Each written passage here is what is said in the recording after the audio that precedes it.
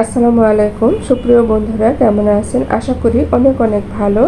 স্বাগতম জানাচ্ছি আজকের পর্বে। আজ আমি ভীষণ মজার একটি রেসিপি আপনাদের সাথে শেয়ার করব। আজ তৈরি করে দেখাবো কচু চিংড়ি দিয়ে ঢেঁড়স চচ্চড়ি। তো এই রেসিপিটা কিন্তু অনেক সুস্বাদু হয়। এই রেসিপি তৈরি করলে আর অন্য কোনো তরকারির দরকার হয় না, এক তরকারিতে এক প্লেট ভাত নিমিশে খেয়ে ফেলা যায়। তো এই রেসিপি তৈরি করার জন্য আমি কতগুলো ঢেঁড়স প্রথমে পরিষ্কার পানি দিয়ে ধুয়ে নিয়েছি। এখন এগুলোকে এভাবে ছুরি দিয়ে টুকরা টুকরা করে কেটে নিব।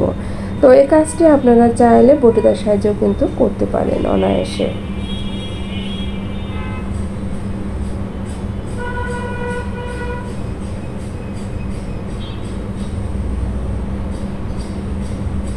ঢেঁড়সগুলো কাটা হয়ে গেছে, এখন আমি এটাকে একটা পাত্রে ঢেলে নেব। তো এই ঢেঁড়স কাটার আগেই অবশ্যই ধুয়ে নেবেন, কাটার পরে কিন্তু ধুতে গেলে ঝামেলায় পড়তে হবে।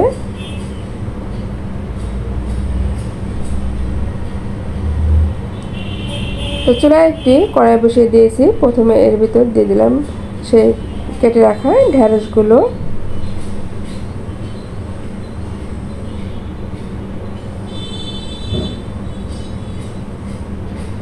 এরপর যদি দেব একটা টমেটো।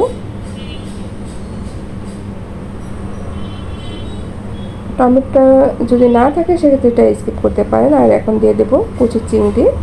ছোটো ছোটো চিংড়ি আমি এখানে নিয়েছি, সেগুলো প্রথমে আমি কেটে ধুয়ে পরিষ্কার করে রেখেছিলাম, সেটা দিয়ে নিলাম। দিয়ে দিলাম পেঁয়াজ কুচি, এখানে বড় সাইজের দুটি পেঁয়াজ কুচি করে নিয়েছি, সেটা দিয়ে নিলাম। দিয়ে দিলাম কাঁচামরিচ। কাঁচামরিচগুলোকে আমি দুফালা করে নিয়েছি। আর স্বাদ মতো লবণ। তো ঝালটা অবশ্যই আপনারা আপনাদের পছন্দ মতো দিবেন।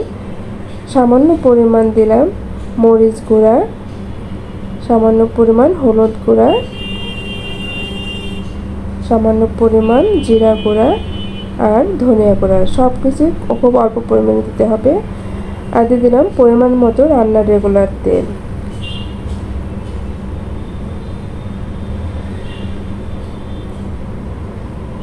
তো এই রান্নাটি আপনারা চাইলে সর্ষের তেল দিয়ে করতে পারেন, আমি সয়াবিন তেল দিয়ে করছি। তো এখন হাত দিয়ে খুব ভালো করে মাখিয়ে নেব। বন্ধুরা, এই রান্নাটা তৈরি করা কিন্তু খুব সহজ, কিন্তু খেতে অসম্ভব মজার হয়। গরম ভাতের সাথে খেতে অসম্ভব মজাদার হয় এই রেসিপি। আপনারা একবার বাসায় তৈরি করে খেয়ে দেখবেন। খুব ভালো করে মাখিয়ে নিচ্ছি।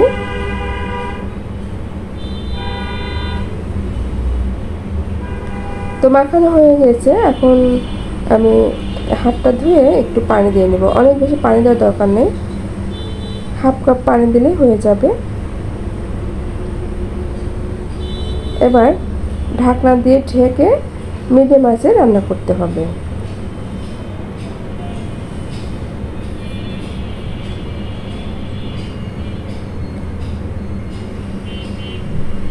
তো এ পর্যায়ে আমি ঢাকনাটা খুলে একটু নেড়ে দেব।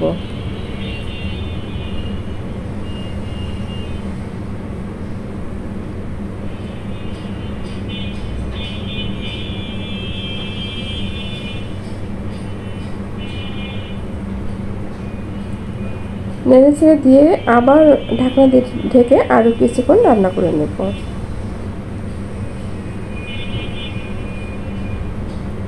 তো এ পর্যায়ে কিন্তু রান্নাটা প্রায় শেষের দিকে। এখন আমি সামান্য ধনে পাতা দিয়ে আর 2 থেকে 3 মিনিটের মতো কুক করে নামিয়ে নেব।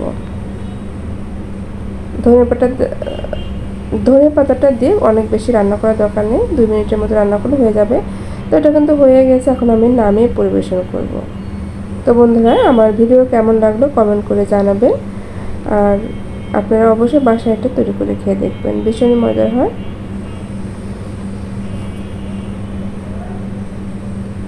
তো পুরোপুরি রান্না তৈরি করা হয়ে গেছে, শেষ হয়েছে রান্না। এখন আমি এটাকে নামিয়ে নেব। তো বন্ধুরা, আজকের মতো আমি এখানেই বিদায় নিচ্ছি। চলে আসবো আবার নতুন কোনো রেসিপি নিয়ে।